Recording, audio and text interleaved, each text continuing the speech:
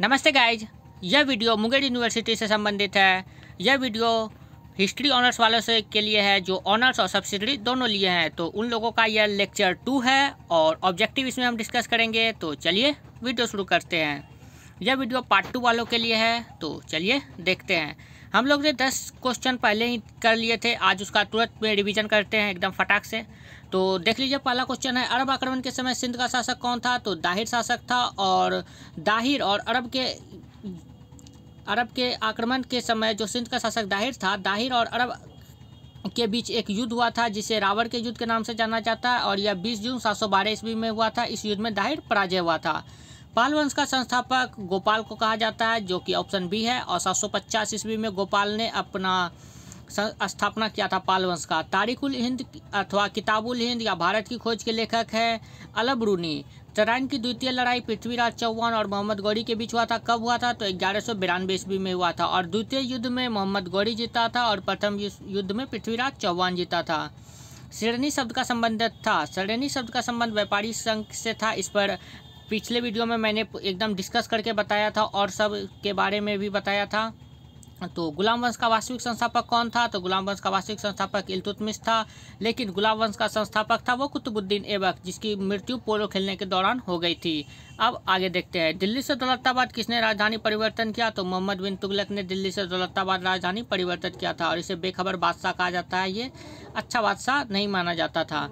तैमूर ने भारत पर कब आक्रमण किया? तो तैमूर ने भारत पर 1398 ईस्वी में आक्रमण किया था, और उस समय तुगलक वंश में नसरुद्दीन महमूद का शासन था। तैमूर भारत पर जब आक्रमण किया था उस समय भारत में तुगलक वंश का शासक था, और तुगलक वंश में नसरुद्दीन महमूद शासन कर रहे थे। युद्ध की विजय से संबंधित कर था, ये था खुम्स था। आप लोगों को मैंने पहले ही बता दिया, और इन तीनों के बारे में भी डिटेल से मैंने पिछली वीडियो में दिया है, जिसका लिंक मैं डिस्क्रिप्शन में दे दूंगा, आप जाके वहाँ से भी देख सकते हैं। कुतुब मीनार का निर्माण पूरा किसने किया था? तो पूरा इल्तुतमिश ने करवाया था। और सबसे पहले बनाना शुरू किसने किया था? तो कुतुबुद्दीन ऐबक ने बनाना शुरू किया था 1193 ईस्वी में, और इसने पहले मंजिल तक वो बनाया था। 3 मंजिल तक इल्तुतमिश ने बनाया था, और यही हो जाता है कुतुब मीनार का पूरा निर्माण हो जाता है। लेकिन फिर बाद में 5 मंजिल तक फिरोज शाह तुगलक ने करवाया था, और इसका फिर से निर्माण भी फिरोज शाह तुगलक ने ही करवाया था। 5 मंजिल तक फिरोज शाह तुगलक ने बनाया। अब हम आगे देखते हैं, तो चलिए अब देखते हैं आगे। पाल शासक बौद्ध धर्म के संरक्षक थे। तो सही बात है, पाल वंश का शासक मैंने आपको ऊपर अभी जस्ट बताया। पाल वंश का स्थापना किसने किया है? जल्दी से आप लोग कमेंट भी कर सकते हैं, ताकि और बच्चे जब आए तो वो कमेंट देख के भी अपना दे सके प्रोत्साहन। पाल वंश का संस्थापक गोपाल था। तो पाल वंश बौद्ध धर्म के संरक्षक थे, तो यह बात बिल्कुल सही है, सत्य है। विक्रमशिला विश्वविद्यालय की स्थापना पाल शासकों ने की थी। तो सही है, विक्रमशिला विश्वविद्यालय का पाल शासकों ने की थी। इसकी स्थापना विक्रमशिला विश्वविद्यालय की स्थापना पाल शासक ने की थी। तो किसने की थी? तो धर्मपाल ने विक्रमशिला विश्वविद्यालय की स्थापना की थी। समझे? अब आगे देखते हैं।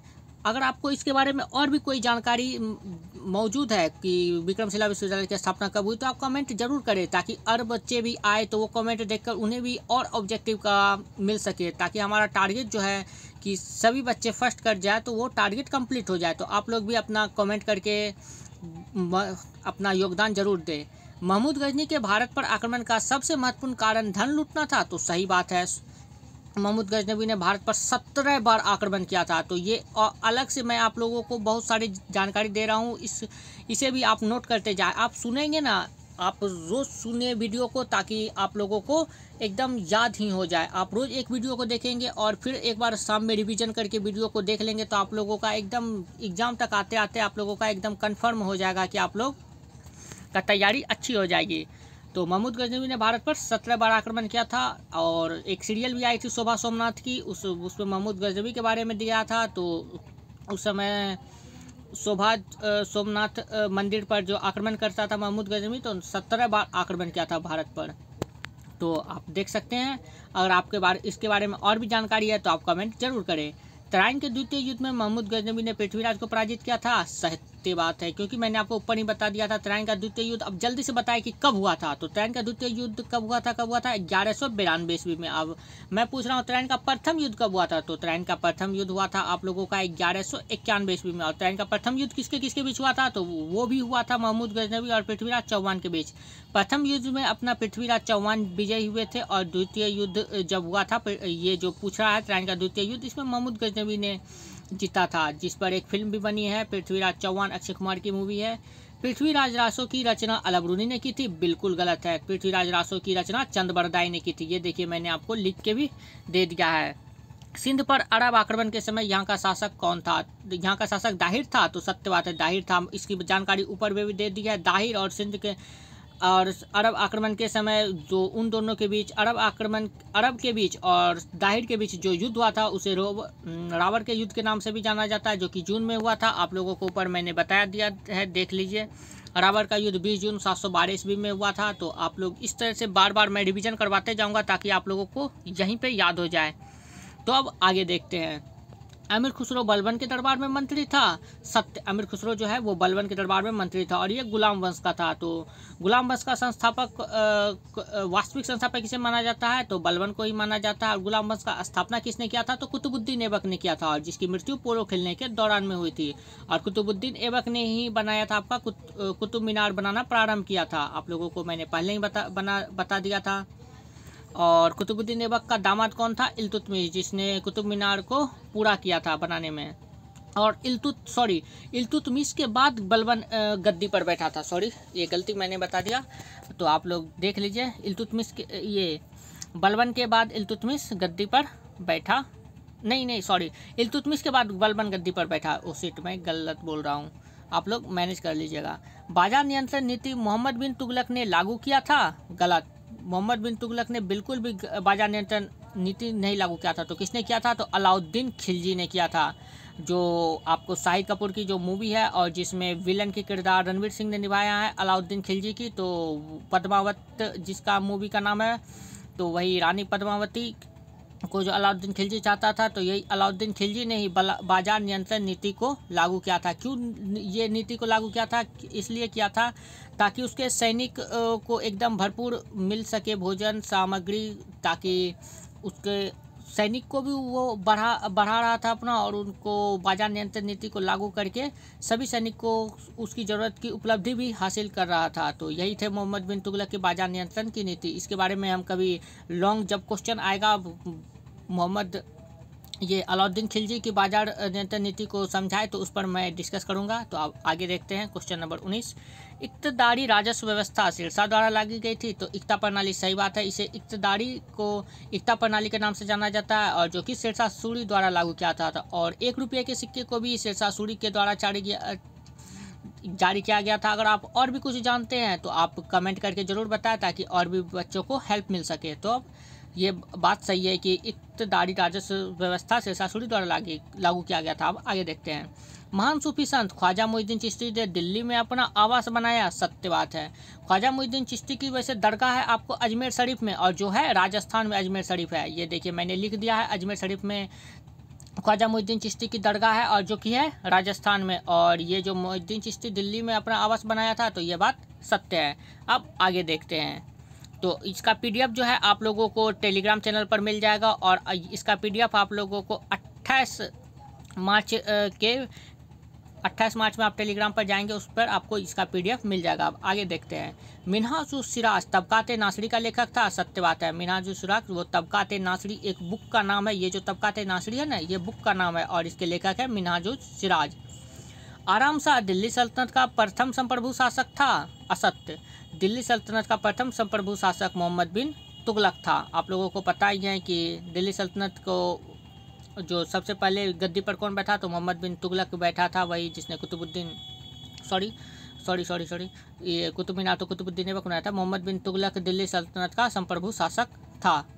2.5 दिन का झोपड़ा का निर्माण कार्य इल्तुतमिश ने पूरा किया? असत्य। 2.5 दिन का झोपड़ा का कार्य कुतुबुद्दीन ऐबक ने बनाना शुरू किया, और इसी ने पूरा किया। कुतुबुद्दीन ऐबक ने ही 2.5 दिन का झोपड़ा का निर्माण किया। ये क्वेश्चन एकदम VVI है, ये पूछता है 2.5 दिन का झोपड़ा का निर्माण किसने किया? तो कुतुबुद्दीन ऐबक ने किया। अब आगे देखते हैं क्वेश्चन नंबर 24।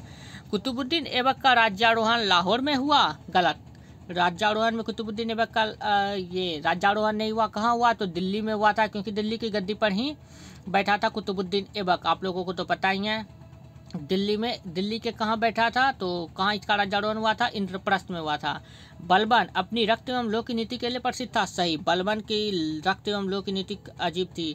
यह एकदम बहुत, ये बलबन की जब कहानी मैं बताऊंगा तो उसमें आप लोगों को पता चलेगा कि इस पे ये जो है ना बहुत सारे के हाथों बेचा गया, तब जाके ये एक और तब ये जाके आगे चल के राजा बना है। वो भी पर सबसे पहले ये उसका संरक्षक था, तो वो उस योग्य नहीं था कि वो गद्दी पर बैठ सके। तो फिर नसरुद्दीन शाह ने अपनी जो है जिम्मेदारी बलबन को सौंप दी, और उसने इसको सौंपने के समय कहा कि मैंने सारी जिम्मेदारी तुम्हें सौंप दी है, लेकिन तुम ऐसा कोई काम नहीं करना जिसे तुम्हें, मुझे या खुदा के सामने सर झुकाना पड़े। तो ये नसरुद्दीन शाह ने कहा था बलबन से। तो रक्त एवं लोक की नीति के कारण प्रसिद्ध था बलबन। और आप लोग 10वां में कुछ और पढ़े थे, रक्त एवं लोक की नीति प्रतिपादक उसने क्या था, गैरिबाल्डी। वो अपना इंडिया का नहीं था, वो दूसरे देश का था, तो उसमें गैरिबाल्डी आ जाता है। और फिर इंडिया में रक्त एवं लोक की नीति का प्रसिद्ध कौन है, तो बलबन है। आप आगे देखते हैं। दौलत खां तुगलक राजवंश का संस्थापक था, बिल्कुल गलत है। दौलत शाह तुगलक राजवंश का संस्थापक नहीं था। तुगलक राजवंश का संस्थापक गयासुद्दीन तुगलक था। और ये दौलत खां जो है, ये दौलत खां लोदी होता है, तो ये लोदी वंश का था, संस्थापक भी नहीं था। लोदी वंश का संस्थापक आप लोगों को हो जाएगा बहलोल लोदी, और लास्ट लोदी वंश का हो जाएगा इब्राहिम लोदी, जो कि बाबर एवं इब्राहिम लोदी के बीच युद्ध हुआ था। आप लोगों को मैं बता देता हूँ। इससे आप लोगों को एक क्वेश्चन से बहुत सारे ऑब्जेक्टिव मैं निकाल रहा हूँ। इस तरह से हम लोग 1500 के टारगेट पर अपना पहुँच जाएंगे। अगर आप लोगों को इससे अतिरिक्त भी इन सब से रिलेटेड कुछ और पता है, कुछ और इस भी मेंशन करना है, तो आप लोग कमेंट जरूर करें, ताकि और बच्चों को भी जानकारी मिले। एकदम डिटेल में लिखे, ताकि हर बच्चे को जानकारी मिले कि हाँ ये भी बात सही है, तो उन लोगों को भी अच्छे से तैयारी हो सके। सब एक दूसरे की हेल्प करेंगे तो बहुत ही अच्छा रहेगा। तो अब आगे देखते हैं। दौलत खां तुगलक राजवंश का संस्थापक था, तो ये गलत हो गया। अब आगे देखते हैं। 1347 में मोहम्मद शाह ने बहमनी साम्राज्य की नींव डाली, बिल्कुल गलत है। बहमनी साम्राज्य की नींव तो मोहम्मद शाह ने बिल्कुल भी नहीं डाली, लेकिन 1347 में हुआ है। तो कौन किया है, अब आगे देखते हैं। अलाउद्दीन बहमन शाह, अलाउद्दीन खिलजी नहीं है, ये बहमनी साम्राज्य का स्थापना किया है अलाउद्दीन बहमद शाह ने। किसने किया है, अलाउद्दीन बहमद शाह ने बहमनी साम्राज्य की नींव रखी है। तो और कब रखी है, तो 3 अगस्त 1347 ईस्वी में, 3 अगस्त 1347 ईस्वी में बहमनी साम्राज्य की नींव रखी है अलाउद्दीन बहमद शाह ने, और 3 अगस्त 1347 ईस्वी में की है, ठीक। और ये जो मोहम्मद शाह है ये गलत हो जाएगा। अब आगे देखते हैं।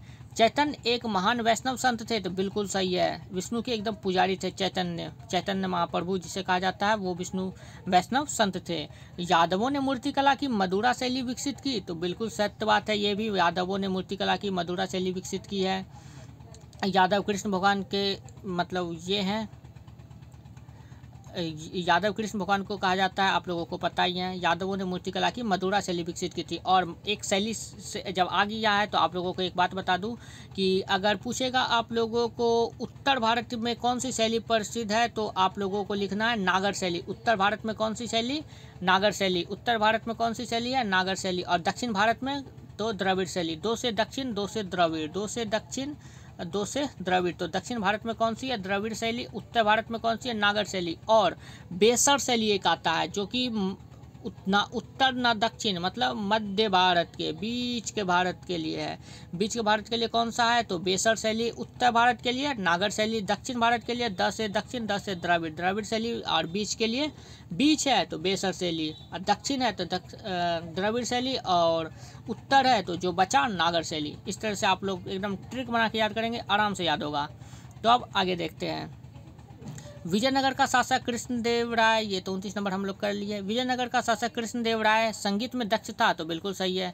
विजयनगर का शासक जो है कृष्णदेव राय, वो संगीत में दक्ष थे। तो और अब हम पूछ रहे हैं नेक्स्ट सवाल, विजयनगर साम्राज्य की स्थापना किसने की थी। तो विजयनगर साम्राज्य की स्थापना हरिहर एवं बुक्का नामक 2 भाई थे, उन्होंने की थी विजयनगर साम्राज्य की स्थापना। ये भी आप लोगों का एक ऑब्जेक्टिव बन जाता है। मैंने एक सवाल से कई ऑब्जेक्टिव निकाले हैं, निकाल के आपको बता रहा हूँ। आप लोग एकदम सुनते जाए, आप लोग बाद में दोबारा भी इस वीडियो को प्लेलिस्ट में जाके सुन सकते हैं, एग्ज़ाम के दिन भी सुन सकते हैं, आप लोगों को बहुत फ़ायदा मिलेगा। तो अब आगे देखते हैं।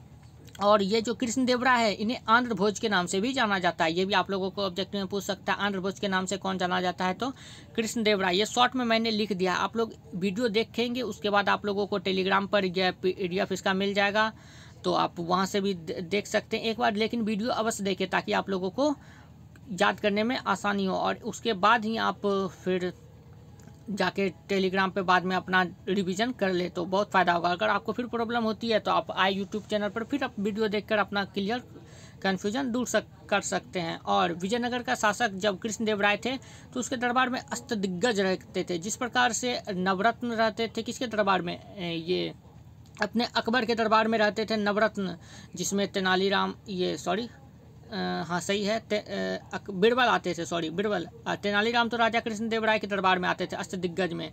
अकबर बीरबल जो कहानी आप लोग सुनते हैं, सीरियल भी देखे हैं, तो वही अकबर बीरबल जो है, ये अकबर बीरबल आते हैं, उस नवरत्न में आ जाते हैं बीरबल, जिसमें राजा मान सिंह, राजा टोडरमल ये सब आते हैं। और अष्टदिग्गज में जो है ये तेनालीराम आते हैं। विजयनगर साम्राज्य में अष्टदिग्गज थे।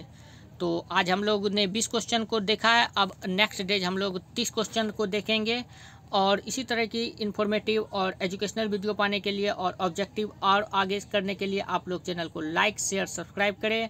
आप प्लेलिस्ट में जाकर और भी लेक्चर 1 देख सकते हैं, और जल्द ही आप लोगों को सारी PDF भी प्रोवाइड कर दी जाएगी। और धीरे धीरे हिस्ट्री, पॉलिटिकल और आप लोगों को इकोनॉमिक्स, हिंदी ऑनर्स,